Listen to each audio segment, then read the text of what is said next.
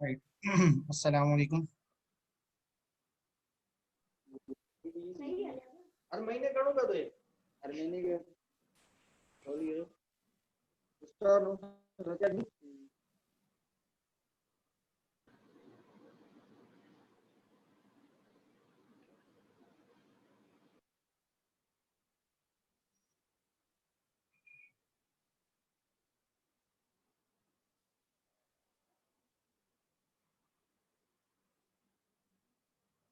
एक दो minute wait कर लेते हैं ताकि स्टूडेंट्स ऐड हो जाएं और फिर हम लोग स्टार्ट करते हैं इंशाल्लाह। और फिर 2 to 3 मिनट्स वेट कर लेते हैं। 12:05 पे स्टार्ट करते हैं इंशाल्लाह।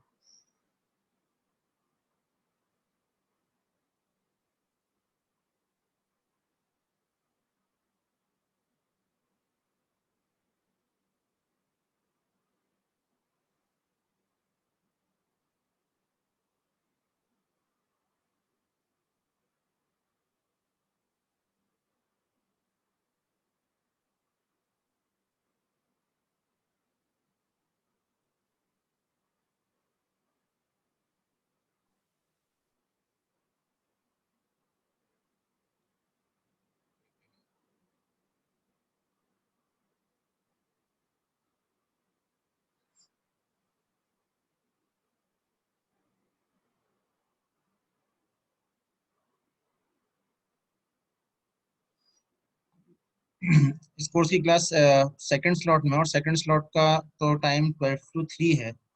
लास्ट टाइम कुछ स्टूडेंट्स ने मुझे बोला था कि 12:45 से स्टार्ट है, 12:45 to 3:45। तो आप लोगों ने कैसे वो कहा था कि सेकंड स्लॉट तो 3 to 6 12 to 3 बनता है।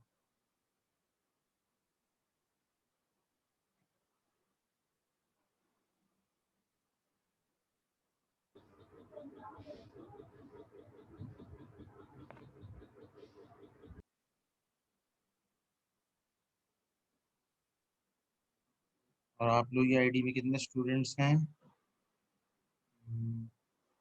चेक। 40 स्टूडेंट्स हैं और हाफ भी नहीं है अभी। स्केजुअल का कहाँ पे? एलएमएस में। एलएमएस में तो स्लॉट्स लिखे हैं खाली, उसमें टाइम तो कोई कहीं भी नहीं लिखा हुआ। मैंने भी ट्राई किया था एलएमएस के ऊपर, मेरा तो सेकंड स्लॉट थर्ड और फोर्थ स्लॉट लिखा हुआ आ रहा है, जो कि गलत है। और जो मुझे वहाँ पे मैंने जब सरफराज से कंफर्म किया था, तो उन्होंने मुझे जो शेयर किया उसमें तो सेकंड स्लॉट लिखा हुआ है। तो सेकंड स्लॉट तो 12 to 3 बनता है। खैर, जो हो गया हो गया। आपसे फिर 12 to 3 लेंगे इंशाल्लाह। चलिए स्टार्ट करते हैं। वेट पता नहीं कितना करना पड़े, जो स्टूडेंट्स हैं पता नहीं कहाँ है। आज तो वैसे बारिश भी नहीं है, ऐसा कोई मसला भी नहीं है, पता नहीं क्यों आज नहीं कनेक्ट कर सके अभी तक स्टूडेंट्स। खैर, एक शॉर्ट रिकैप कर लेते हैं लास्ट टाइम का। ठीक है। जो स्टूडेंट्स नए हैं, मतलब जिन्होंने लास्ट सेशन मेरा अटेंड नहीं किया था, तो उनके लिए एक रिकैप हो जाएगा। और जो है जिन्होंने क्लास ली थी तो उनके लिए एक रिवीजन हो जाएगा। लास्ट क्लास में हमने बेसिकली एक कोर्स का जो ओवरव्यू है उसको डिस्कस किया था। ठीक है। और उस कोर्स के ओवरव्यू के बाद हमने सिंपली जो काम किया था वो एक सिंपल प्रोग्राम हमने सी शार्प के अंदर बनाया था यूजिंग मेथड्स फॉर एडिशन। मैंने बना के आपको दिखाया था। Then multiplication, division and subtraction का काम आपको दिया था, जो कि मोस्टली स्टूडेंट्स ने जो क्लासरूम में ऐड है एटलीस्ट उन्होंने कर लिया था। जो मैंने लास्ट चेक किया था उसमें एक स्टूडेंट सिर्फ ऐसा था जिसने नहीं किया था, बाकी सबने कुछ ना कुछ रिस्पॉन्स अपना सबमिट करवाया है। डेट्स गुड कि सबने पार्टिसिपेट करने की कोशिश करी। जो भी माइंड सेट था उन्होंने सबमिट कराया। ठीक है। ऐसा कुछ बच्चों ने पूछा था कि यही सबमिट कराना है, वो सबमिट कराना है, तो उनको मैंने खुद रिप्लाई नहीं किया, क्योंकि ऑब्वियसली क्वेश्चन आस्क किया हुआ था। तो उसमें आपने उसका सिंपल कोड उसमें कॉपी पेस्ट करना था, और उसमें कुछ मैंने मांगा भी नहीं था, तो इस वजह से उसमें पूछने की जरूरत नहीं थी। इसलिए मैंने उस चीज़ का रिस्पॉन्स नहीं दिया था। इन केस अगर आप अभी तक क्लास आईडी आपको नहीं पता गूगल क्लासरूम की, और आपने आज कनेक्ट किया है, तो एक दफ़ा लास्ट टाइम मैं दिखा देता हूँ, फिर स्टार्ट करते हैं आगे। तो ये हमारे गूगल क्लास का क्लास कोड है। ठीक है। क्लासरूम आप लोग लास्ट टाइम फर्स्ट सेमेस्टर में यूज़ कर चुके होंगे आई होप। तो आप लोगों को इसमें मसला नहीं होगा कि कैसे क्लासरूम में ऐड होते हैं। फर्स्ट सेमेस्टर वालों को फिर भी समझाना पड़ता है, तो आप लोगों को समझाने की ज़रूरत नहीं है। ठीक है। और लास्ट सेमेस्टर वैसे ही ऑनलाइन था, तो आप लोग ऑनलाइन ही पढ़ा है आप लोगों ने, तो आई होप चीज़ें क्लियर होंगी। अच्छा जी, सेकंड थिंग कि आइंदा से मतलब till the end of this semester हम लोग सेम इसी यूआरएल को यूज़ करा करेंगे जो मैंने क्लासरूम में शेयर करी है। तो इन केस अगर मैं कभी भूल जाऊं या कोई किसी रीज़न की वजह से शेयर ना कर सकूं, तो आप डेडिकेटेड टाइम के ऊपर इसी स्लॉट के ऊपर कनेक्ट करेंगे, ठीक है। तो आपका हमेशा यही यूआरएल रहेगा और यही सेम पासवर्ड रहेगा, मैं इसको चेंज नहीं करूंगा। तो आप इसी पे कनेक्ट करेंगे आइंदा, ठीक है। तो अगर इन केस मैसेज ना मिले तो मैनेजमेंट को या खुद परेशान होने की या पेरेंट्स को परेशान करने की जरूरत नहीं है। खुद आपको मैंने बता दिया कि आप सिंपल इस लिंक के ऊपर जाएं और आप कर सकते हैं, ठीक है।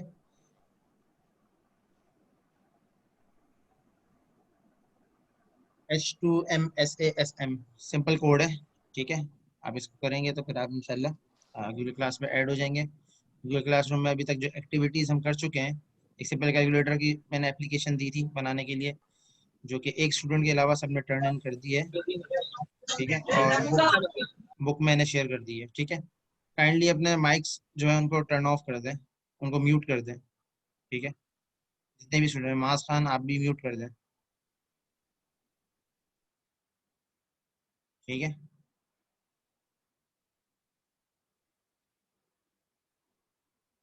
क्योंकि आप लोगों ने सी शार्प जो पढ़ी थी, प्रोग्रामिंग फंडामेंटल वो सी शार्प पे ही पढ़ी थी, तो आपको काफ़ी सारी चीज़ें वैसी इसमें क्लियर हों, ठीक है। तो इसलिए मैं बिगिनिंग के ऊपर ज़्यादा टाइम स्पेंड नहीं करना पड़ा, क्योंकि आप ऑलरेडी वो चीज़ें पढ़ के आए हुए हो। तो आज से बेसिकली आप समझें कि सही से प्रॉपर कोर्स हमारा आज के सेशन से स्टार्ट हो रहा है, ठीक है। तो आज का जो हमारा एजेंडा है और डिस्कशन होगा इंशाल्लाह, वो होगा ऑब्जेक्ट ओरिएंटेड प्रोग्रामिंग एक्चुअली है क्या, ठीक है। उसके ऊपर थोड़ी सी डिस्कशन कर लेंगे। उसके बाद इसके पिलर्स, बेसिकली इसमें ऑब्जेक्ट ओरिएंटेड के लिए अगर हमने इम्प्लीमेंटेशन साइड पे जाना है, जब हम इम्प्लीमेंट करना जाएंगे कोड के ऊपर, तो हमें बेसिकली किन चीज़ों की रिक्वायरमेंट है या किन चीज़ों की नीड होगी, या किन कौन कौन सी चीज़ें जो हमारे लिए नेसेसरी हैं यूज़ करने के लिए, ठीक है। तो इन सब चीज़ों को डिस्कस करेंगे। देन हम लोग क्लासेस को और मेथड्स को और डिटेल के अंदर आज हम डिस्कस करेंगे, ठीक है। और कुछ उससे प्ले अराउंड करके देखेंगे, डिफरेंट उसके चीज़ों सी शार्प के फीचर्स को एक्सप्लोर करके देखेंगे बाय हैंड्स ऑन एग्जांपल्स। जो मैंने विजुअल स्टूडियो 10 वर्जन में से मैंने इंस्टॉल किया अपने सिस्टम के ऊपर, क्योंकि मुझे खाली सी शार्प का ही काम था। मुझे इसके अलावा कोई सी शार्प के या एएसपी के ऊपर मैं डेवलपमेंट करता नहीं हूँ, तो इसलिए मैंने उसका प्रॉपर एनवायरनमेंट या लेटेस्ट वर्जन उसका मैंने डाउनलोड या नहीं किया। आप लोग सी शार्प में अगर काम करना चाहते हैं, एज यू विश, आप लेटेस्ट वर्जन कर लें, या आप प्रीवियस वर्जन जो वर्जन 10 है वो आप सिंपली फ्री में डाउनलोड कर सकते हैं। तो उसके लिए कोई आपको ना की चाहिए एक्टिवेशन के लिए, ना कुछ और चाहिए, तो आप उसको यूज़ कर सकते हैं। और हमारा जो कोर्स है, जो मतलब ऑब्जेक्ट ओरिएंटेड का पूरा कोर्स है, उसमें that visual studio version 10 is more than enough, ठीक है। उसके अंदर वो सारे फीचर्स हैं जिससे हम बेसिकली ऑब्जेक्ट ओरिएंटेड प्रोग्रामिंग कर सकते हैं, ठीक है। तो हम लोग उसी के साथ स्टिक करेंगे। आप में से अगर कोई किसी और आईडीई को प्रेफर करता है तो यू आर मोस्ट वेलकम, आप उसको यूज कर सकते हैं। विजुअल स्टूडियो कोई और वर्जन यूज करता है, that is also it is not a problem from my side. वो आपकी मर्जी है, आप जिस भी वर्जन के ऊपर काम करना चाहें कर सकते हैं। जो कोड की एग्जांपल्स होंगी मैं कोशिश करूंगा बुक की फॉलो करूंगा, और बुक की फॉलो करने के साथ फिर उसमें ही अमेंडमेंट्स करके जो भी चेंज होगा, जो भी कहीं पे चेंजेस करके दिखाने होंगे तो मैं वही करके दिखा दूंगा, ठीक है। तो मेरे ख्याल से कोडिंग एग्जांपल्स को शेयर करने की जरूरत नहीं पड़ेगी कोड्स को। अगर स्टिल यू नीड कोड तो मुझे बता दीजिएगा, मैं कोई फाइल या कोई ऐसा चीज मैकेनिज्म बना दूंगा जिससे हम लोग कोड शेयर कर सकें, ठीक है। क्योंकि ज्यादातर हर क्लास के बाद हम कुछ ना कुछ एक्टिविटी कर रहे होंगे बेस्ड ऑन टास्क, तो टास्क की बेस के ऊपर जब आप खुद उस चीज को इम्प्लीमेंट करोगे तो वो चीज आप ऑटोमेटिकली खुद लिख रहे होगे, तो आपको कॉपीज रखने की, कोड की जरूरत नहीं है, ठीक है। द जो मकसद है क्लास का, जो मकसद है उस कोर्स का, वो ये है कि आपको ऑब्जेक्ट ओरिएंटेड की ग्रिप, हैंड्स ऑन ग्रिप हो जाए, ठीक है। तो ग्रिप के लिए आप साथ साथ काम करेंगे तो इंशाल्लाह चीजें चलेंगी। क्लास 12 to 3 है अब, ठीक है उस्मान। 12 बजे शुरू होगी और 3 बजे ख़त्म होगी। हम लोग इंशाल्लाह 1 बजे से लेकर 125 या 130 तक का ब्रेक लेंगे इंशाल्लाह, ठीक है। नमाज ब्रेक जो कि होगा, तो उसमें आप लोग भी नमाज पढ़ लेंगे, मैं भी नमाज पढ़ लूंगा, ठीक है। तो नमाज ब्रेक के बाद फिर हम लोग कंटिन्यू करेंगे टिल 3। अगर 3 से पहले डिस्कशन कंप्लीट हो जाती है इन केस, तो फिर हम 2:30 या 2:45 तक भी एंड कर सकते हैं। ठीक है, तो डिपेंड करता है टॉपिक के ऊपर, उसकी ब्रेथ के ऊपर कि कितना टाइम लगता है। ठीक है, या क्वेश्चंस के ऊपर है कि कितनी क्यूरीज हैं स्टूडेंट्स की, उसके ऊपर डिपेंड करेगा। ठीक है, आई होप यहाँ तक सारी चीज़ें क्लियर होंगी। तो अब स्टार्ट करते हैं विदाउट वेस्टिंग मोर टाइम और investing more time on discussion on the air. Let's jump into object oriented programming. C sharp के अंदर या C sharp, Java, Python, JavaScript भी, इवन जितनी भी मॉडर्न प्रोग्रामिंग लैंग्वेजेस हैं सारी की सारी ऑब्जेक्ट ओरिएंटेड आर्किटेक्चर या object oriented code writing methodology को फॉलो करती है। ऑब्जेक्ट ओरिएंटेड जो है क्या है, ऑब्जेक्ट ओरिएंटेड प्रोग्रामिंग कोई अलग से कोई लैंग्वेज के अंदर कोई फीचर नहीं होता। ठीक है, बेसिकली आप प्रोग्रामिंग लैंग्वेज के अंदर ही एक एक्सटेंशन करते हैं यूजिंग द क्लासेस मेथड्स। ठीक है, और उसके अंदर डिफरेंट मैकेनिज्म्स हैं, जो जहाँ डिफरेंट अप्रोचेस हैं या टेक्निक्स हैं जिनको हम इम्प्लीमेंट कर सकते हैं, और उनकी बेस के ऊपर फिर हम उस प्रोग्रामिंग लैंग्वेज के अंदर वो काम करते हैं। ऑब्वियसली अगर आप ऐसी प्रोग्रामिंग लैंग्वेज के ऊपर काम कर रहे हैं जो कि मॉडर्न नहीं है, अगर मॉडर्न है भी तो अगर अगर उसके अंदर ऑब्जेक्ट ओरिएंटेड की सपोर्ट नहीं है, तो इसका मतलब है तो आप उसके ऊपर ऑब्जेक्ट ओरिएंटेड कोड लिख भी नहीं सकते। तो object oriented programming is the practice of writing code in by using objects and methods and classes in different schemes या different style या different scenario के लिहाज से आप उसको differently map कर सकते हैं। ठीक है, तो सी शार्प की जो लैंग्वेज है जिसको हम स्पोर्ट्स में पढ़ भी रहे हैं, ठीक है, वो कम्प्लीटली ऑब्जेक्ट ओरिएंटेड है। ठीक है, जितने भी सी शार्प के आप प्रोग्राम बनाते हैं वो किसी ना किसी हद तक ऑब्जेक्ट ओरिएंटेड होते ही हैं, कि आप उसमें एटलीस्ट एक मेन मेथड होता है आपके पास, और अगर आप कोई और काम कर रहे हैं, जैसे लास्ट टाइम आप जो जिन स्टूडेंट्स ने एक्टिविटीज सबने करी है माशाल्लाह, तो उसमें एडिशन का मेथड आपने बनाया, उसमें आपने सब्ट्रैक्शन का मेथड बनाया, उसमें आपने मल्टीप्लिकेशन का मेथड बनाया, उसमें आपने सिंपल आपने डिवीजन का मेथड बनाया। तो ये सारी चीज़ें बेसिकली ऑब्जेक्ट ओरिएंटेड की एक extension, to some extent that code was, जो आप लोगों ने लिखा वो ऑब्जेक्ट ओरिएंटेड कोड था। ठीक है, वो अलग बात है। अब हम उसके फर्दर प्रिंसिपल्स में जैसे जंप करते रहेंगे, आहिस्ता आहिस्ता उन्हीं चीज़ों को हम और बेहतर तरीके से लिख सकते हैं, और मोर readable form, more better representational form में हम उस कोड को लिख सकते हैं। ठीक है, तो बात जो ऑब्जेक्ट ओरिएंटेड आई क्यों, या ऑब्जेक्ट ओरिएंटेड से पहले जो लैंग्वेजेस थी जिनके ऊपर काम होता था, जो कि आज भी स्टिल यूज होती हैं, जैसे फोर्ट्रान है और कोबोल है, सी है, इन पे आज भी काम होता है, तो क्या जरूरत पड़ गई हमें कि हम ऑब्जेक्ट ओरिएंटेड प्रोग्रामिंग को लाएं। तो इसके मल्टीपल रीजंस हैं, मल्टीपल डिस्कशन है इस चीज़ के ऊपर, डिबेट कर सकते हैं आप इसके ऊपर पूरे घंटों घंटों के क्यों जरूरत थी है कि हम सी शार्प, या सॉरी सी शार्प कह रहा हूँ, ऑब्जेक्ट ओरिएंटेड जो प्रोग्रामिंग मेथोडोलॉजी है उसको इंट्रोड्यूस करें। ठीक है, the one of the most famous and most जो रीजन है जो दिया जाता है वो ये है कि आपका जो कोड है उस कोड में रीयूजेबिलिटी का मैटर डालने के लिए आप ऑब्जेक्ट ओरिएंटेड कोड की मेथोडोलॉजी इंट्रोड्यूस कराई गई। फॉर एग्जांपल, अगर आप लोगों ने पढ़ी नहीं है, अगर सी पढ़ी होती तो ये चीज़ आप ज़्यादा बेहतर गेट करते हैं, या मे बी आप में से किसी ने खुद पर्सनली सी पे काम किया है या जावास्क्रिप्ट पे वो काम कर चुका है, उसके प्रीवियस वर्जन्स के ऊपर, लेटेस्ट वाले के ऊपर नहीं। तो उसमें आप ये क्लियरली देख सकते हो कि हर काम को करने के लिए आपको एक रिपीटेटिव वे अडॉप्ट करना पड़ता था।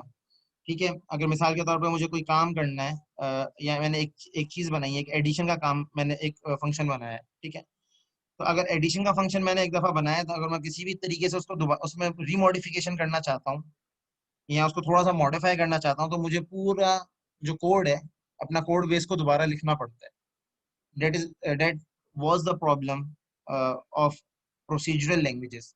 ठीक है, कि आपको जो भी काम करना है आपको फ्रॉम स्क्रैच करना पड़ता है या रिपीटेटिव वे में करना पड़ता है। ठीक है, जबकि ऑब्जेक्ट ओरिएंटेड आपको ये फैसिलिटी देता है कि आप यूजिंग डिफरेंट टेक्निक्स या डिफरेंट अप्रोचेस आप एक ही कोड को डिफरेंट टाइप्स या डिफरेंट प्रॉब्लम्स के लिए यूज कर सकते हैं। वो कैसे करते हैं हम उसके जब पिलर्स पे जाएंगे तो ये चीज़ और बेहतर क्लियर हो जाएगी, उसमें हम एग्जांपल्स भी डिस्कस कर लेंगे। है, तो जिस तरीके से सी लैंग्वेज है और प्रीवियस लैंग्वेज जैसा PHP जो वेब बेस्ड लैंग्वेज है, वो उसके वर्जन 4 तक जो वर्जन था वो ऑब्जेक्ट ओरिएंटेड नहीं था, उसमें ऑब्जेक्ट ओरिएंटेड की सपोर्ट नहीं थी। जो वर्जन 5 PHP का आया तो उसके अंदर ऑब्जेक्ट ओरिएंटेड इंट्रोड्यूस हुई। सिमिलरली जावास्क्रिप्ट की बात करें, वो भी ऑब्जेक्ट ओरिएंटेड नहीं थी, लेकिन अब उसमें आप ऑब्जेक्ट ओरिएंटेड के फीचर्स इंप्लीमेंट कर सकते हैं। सी शार्प शुरू से ही ऑब्जेक्ट ओरिएंटेड थी, C++, उसमें आप प्रोसीजरल कोड भी लिख सकते हैं, उसमें आप ऑब्जेक्ट ओरिएंटेड कोड भी लिख सकते हैं। और इसी तरीके से जावा है, पाइथन है, इन सब के अंदर भी आप दोनों काम कर सकते हैं। ठीक है, long story short, object oriented का खाली पर्पस ये है कि आपका जो कोड है उसको आप, जो उस कोड के अंदर जब आपकी एप्लीकेशन जब बड़ी हो जाती है, ठीक है, जब आप इंटरप्राइज एप्लीकेशन के ऊपर काम कर रहे होते हैं, तो उस वक्त आपकी कोड बेस बहुत कॉम्प्लेक्स होती है। ठीक है, अब हम जो कोड बेस की बात कर रहे हैं, जिसके लिहाज से हम बात कर रहे हैं, वो ये नहीं है कि एक सिंपल कैलकुलेटर बना रहे हैं, ये एक सिंपल स्टैटिक वेबसाइट बना रहे हैं, तो उसकी लिहाज से बात करें, हम कॉम्प्लेक्स एप्लीकेशन की बात कर रहे हैं। जैसे बैंकिंग सेक्टर की एप्लीकेशन है कि multiple hundreds of thousands of transactions रोज हो रही हैं, थाउजेंड्स ऑफ ट्रांजेक्शन्स वो पूरे सिस्टम में मतलब उसका यूज हो रही हैं, डाटा डंप हो रहा है, डाटा रिट्रीव हो रहा है, डाटा रीड एंड राइट हो रहा है multiple time, thousands of time दिन में काम हो रहा है। तो ऐसी कॉम्प्लेक्स एप्लीकेशंस को हैंडल करने के लिए object oriented is a better way. ठीक है, बेटर वे इसलिए उसको बोलेंगे कि बेस्ट वे नहीं कह सकते आप किसी भी चीज को अनटिल अनलेस के उससे बेहतर कोई वे निकल ही ना सके। ठीक है, जिस तरीके से आप ऑब्जेक्ट ओरिएंटेड से नेक्स्ट स्टेप जो है, जो बेहतर वर्जन है, वो है डिजाइन पैटर्न्स का। ठीक है, जब आप लोग 6 या 7 सेमेस्टर में इंशाल्लाह जाएंगे तो आप लोग डिजाइन पैटर्न का कोर्स वैसे ऑफर होता है PF किट के अंदर। लास्ट 2 to 3 सेमेस्टर से तो हो रहा है, मैं तो खुद देख, इसको मैं खुद मॉनिटर भी कर रहा हूँ। सर साद अकबर हैं, मैं वैसे नॉर्थ में पढ़ा रहा था, तो नॉर्थ में सर साद अकबर, सर अयूब लतीफ पढ़ा रहे थे, तो मेन में भी शायद वही पढ़ाएंगे उनमें से कोई, या हो सकता है सर अयूब पढ़ाएं, या कोई और इंस्ट्रक्टर भी हो सकता है, कोई और टीचर भी हो सकता है। खैर, लेकिन डिजाइन पैटर्न का पर्पस भी यही होता है कि आपके जो कोड है उसकी कॉम्प्लेक्सिटी को रिड्यूस किया जाए। उसमें जो मशहूर एक डिजाइन पैटर्न है वो MVC है, जिसको मॉडल व्यू कंट्रोलर भी कहा जाता है। हो सकता है आप में से कुछ लोगों ने उसके बारे में सुना हुआ भी हो कि MVC क्या है और कैसे काम करता है। मैं उसकी डिटेल में नहीं जाऊंगा क्योंकि अभी वो डिस्कशन आउट ऑफ स्कोप हो जाएगी और वो कंफ्यूजिंग भी हो जाएगी थोड़ी सी, हम ऑब्जेक्ट ओरिएंटेड तक ही रहते हैं। तो इन शॉर्ट के हर काम को करने के मल्टीपल वेज होते हैं।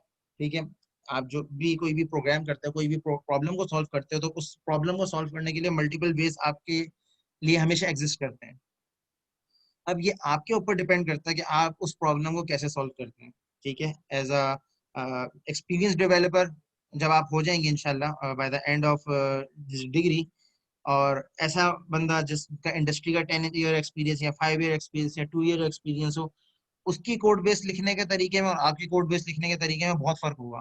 ये आप खुद ऑब्जर्व करोगे, और ये चीज आपको by the time, by the experience ही समझ आएगी, ये बातों में समझ कभी कभी नहीं आ सकती। ठीक है, क्योंकि आप ये प्रैक्टिकल देखोगे तो फिर आपको ये चीज समझ आएगी।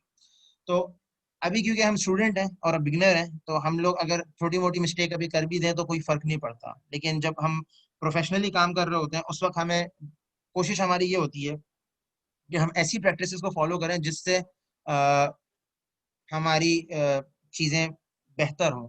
ठीक है,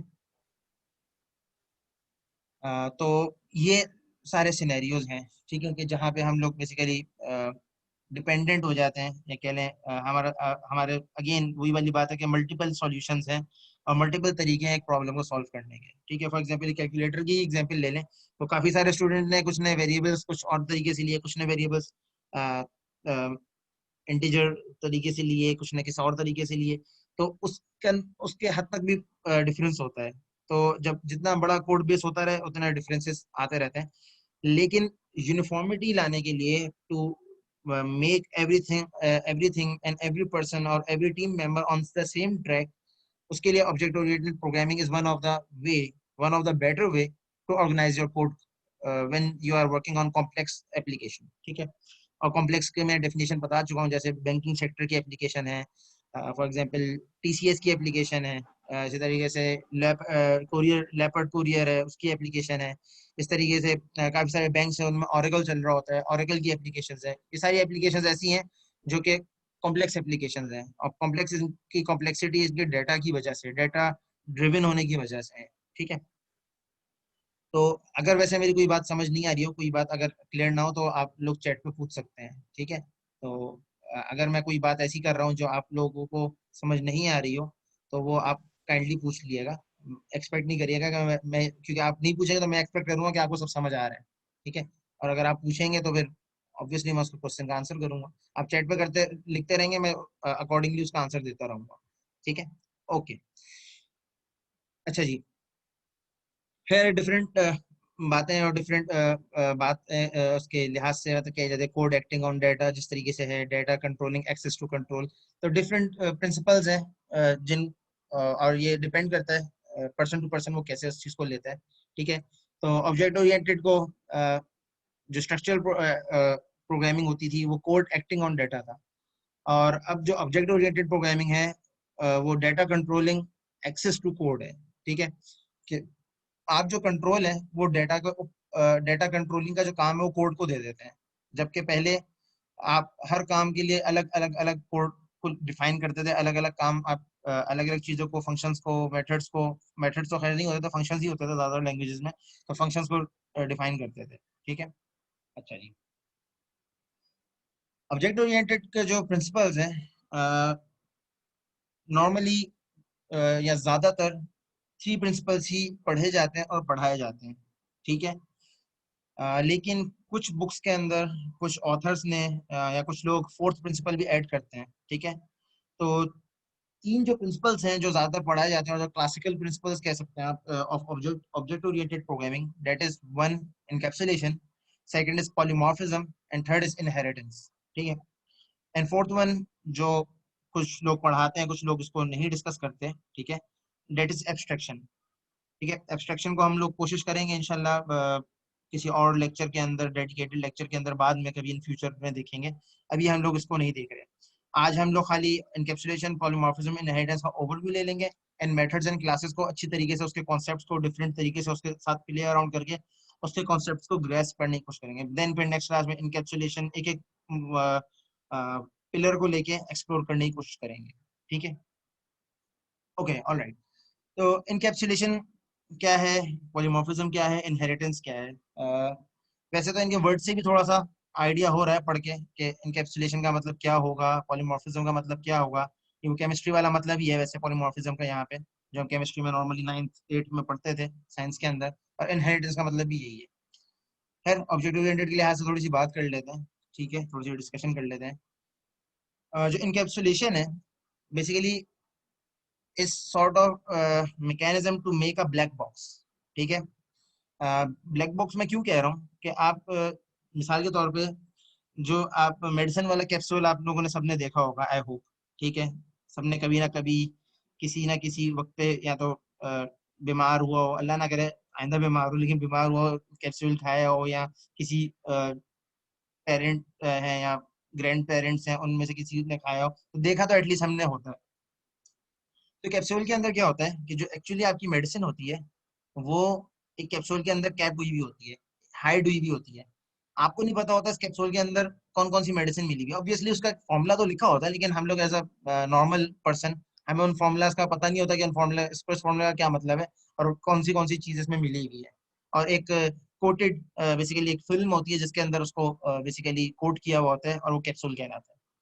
somehow सेम सिनेरियो एनकैप्सुलेशन इन कोड भी यही होता है। ठीक है, तभी इसको ब्लैक बॉक्स कहा मैंने, कि आप क्या करते हैं कि एक बॉक्स बना लेते हैं या एक ब्लैक बॉक्स बना लेते हैं जिसके अंदर जो भी उस डेटा, उस बॉक्स को बनाने के लिए चीजें चाहिए या उस बॉक्स से काम लेने के लिए जो चीजें चाहिए वो आप उस बॉक्स के अंदर डाल देते हैं।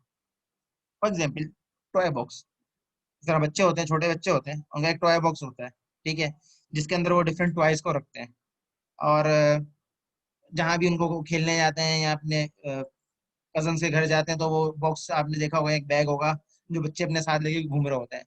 तो जो भी उनकी नेसेसिटी होती है, जो भी उनका डाटा या कोड आप कह लें, या जो भी उनके आप कह लें टूल्स होते हैं, वो साथ लेके चलते हैं बच्चे।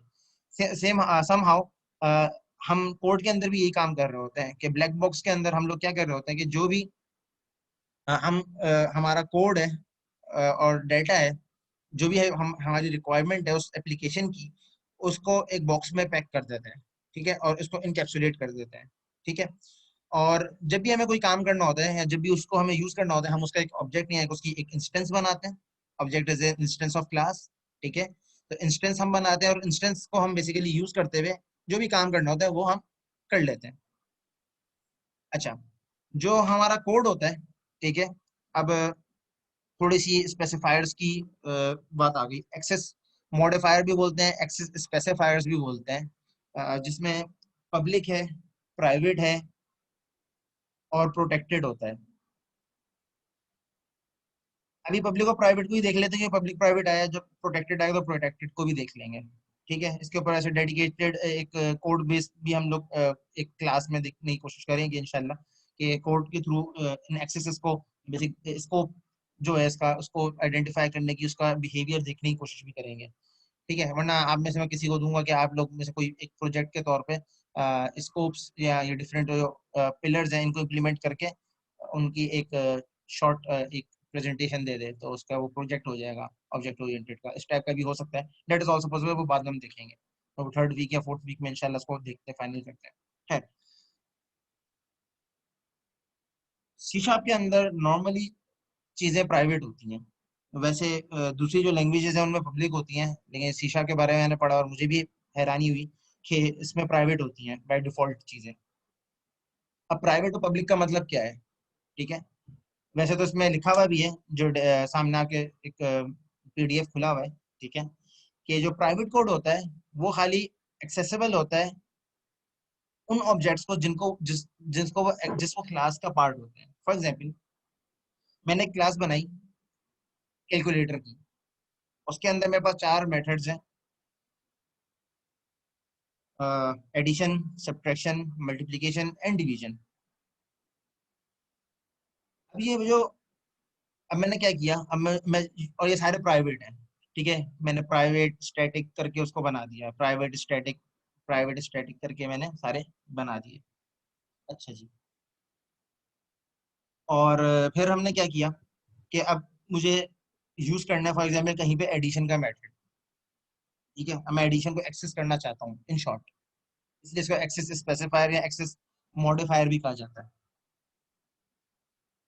तो मैं क्या करूंगा सिंपली कि मैं एक ऑब्जेक्ट बनाऊंगा। ऑब्जेक्ट कैसे बनाते हैं आज हम देख भी लेंगे कोड के अंदर। अभी आप ये समझ लें, अब हम एक इंस्टेंस बनाएंगे, ठीक है।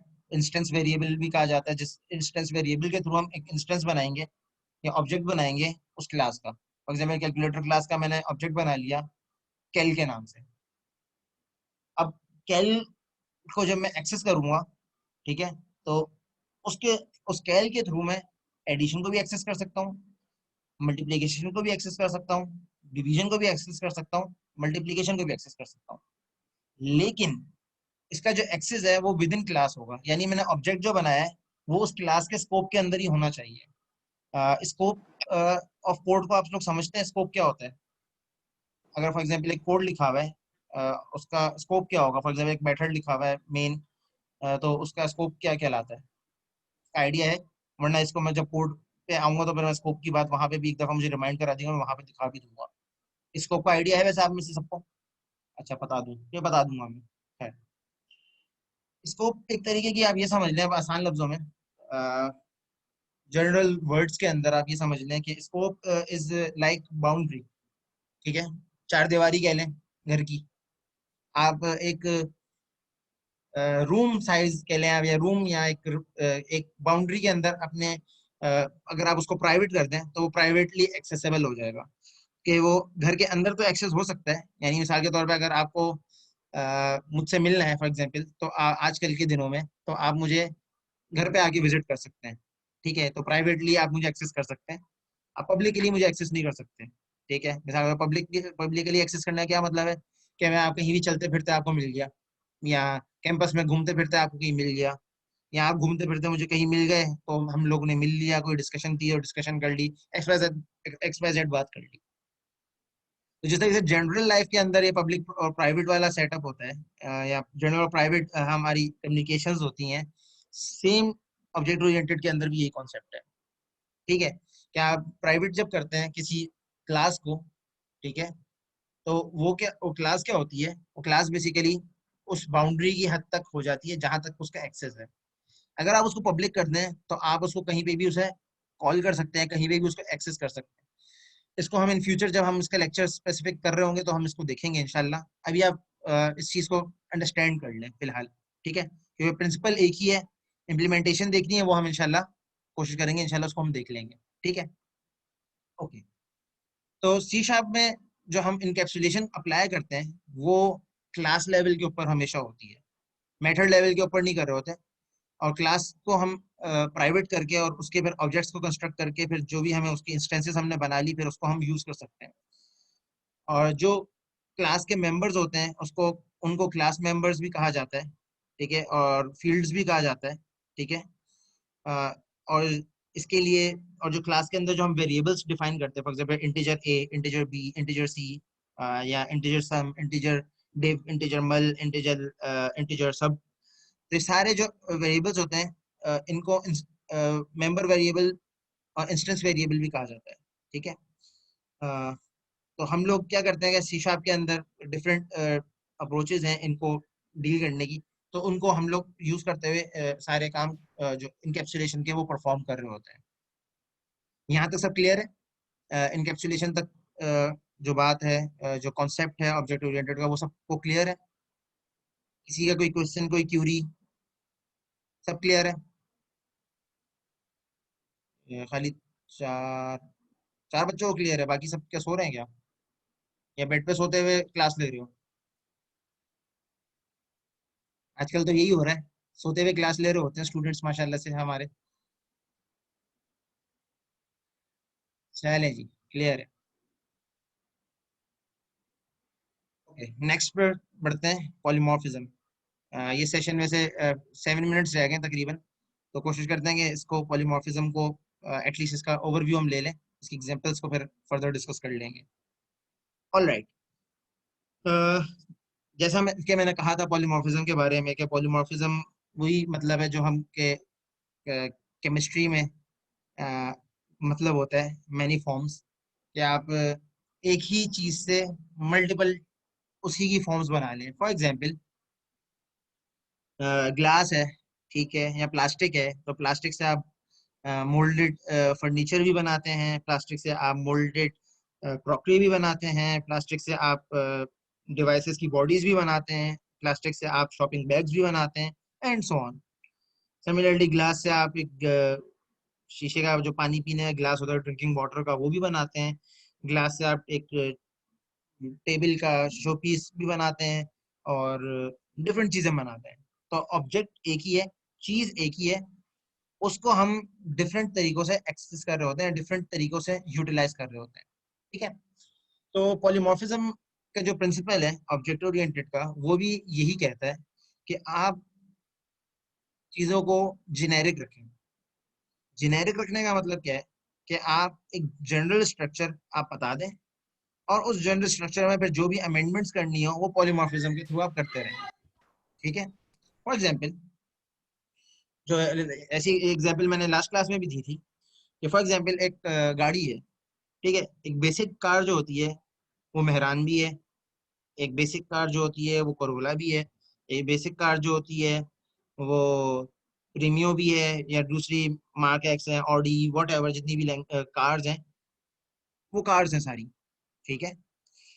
लेकिन हर एक कार के कुछ फीचर्स होते हैं, ठीक है, उन फीचर्स को मैंने बोला था वो उसकी प्रॉपर्टीज कहलाती हैं, ठीक है। तो उन प्रॉपर्टीज को बेहतर हैंडल करने के लिए, उन प्रॉपर्टीज को प्रॉपर मैप करने के लिए आप पॉलीमॉर्फिज्म की हेल्प ले सकते हैं, ठीक है। एक तो ये है कि आप उसके ऑब्जेक्ट्स बना बना के भी काम कर सकते हैं, लेकिन ऑब्जेक्ट्स बना बना के करना काफी लेंथी हो जाएगा। तो उससे बेहतर तरीका है कि आप एक जनरल स्ट्रक्चर बिल्ड कर लें, ठीक है, और उस स्ट्रक्चर के फिर आप मल्टीपल इंटरफेसेस बना लें। इंटरफेस बेसिकली क्या होगा कि जहां से आप उस चीज को यूज कर सकते हैं, ठीक है, जहां पे आप उसकी बेसिकली खाली उसके यूजेज बताएंगे, उसकी इम्प्लीमेंटेशन नहीं बताएंगे। इम्प्लीमेंटेशन क्लास में लिखी हुई होगी, आप उस क्लास से इम्प्लीमेंटेशन को एक्सेस करके उसे यूटिलाइज कर रहे होंगे। फॉर एग्जाम्पल इसके अंदर कार की एग्जाम्पल ही दी है बुक के अंदर कि फॉर एग्जाम्पल अगर एक गाड़ी है, इसका स्टीयरिंग व्हील है, ठीक है, तो स्टीयरिंग मैकेनिज्म यही है कि अगर मैं व्हील टर्न करूँ, स्टीयरिंग टर्न करूंगा तो गाड़ी मुड़ेगी, ठीक है। चाहे वो मैनुअल स्टीयरिंग हो, चाहे वो पावर स्टीयरिंग हो, चाहे वो किसी भी टाइप का स्टीयरिंग हो, ठीक है। लेकिन काम उसका सोल पर्पस स्टीयरिंग का एक ही है कि गाड़ी को टर्न करना, वो करेगी। सिमिलरली एक्सीलरेटर है, सिमिलरली ब्रेक सिस्टम है, कि ब्रेक का काम है भाई गाड़ी को रोकना, चाहे वो एबीएस सिस्टम हो, चाहे वो एबीएस प्लस ईबीएस सिस्टम हो, चाहे वो नॉर्मल ब्रेक सिस्टम हो जो हाइड्रोलिक ब्रेक्स होते हैं, ठीक है। या उसके अलावा जो बाइक में जिस तरीके से पहले होते थे वो ब्रेक शू वाला सिस्टम जो कहते हैं, वो हाइड्रोलिक तो नहीं होता, तो मैनुअल सिस्टम होता है, तो वो सिस्टम हो, कोई भी सिस्टम हो, ब्रेक का पर्पस एक्चुअली एक ही है। उसके इंटरफेसेस चेंज है डिपेंडिंग ऑन द इम्प्लीमेंटेशन कि हम किस चीज के ऊपर उसको लगा रहे हैं। अब एक ट्रक है, अब उस ट्रक के ऊपर जाहिर सी बात है आप गाड़ी का ब्रेक नहीं चला सकते, ठीक है।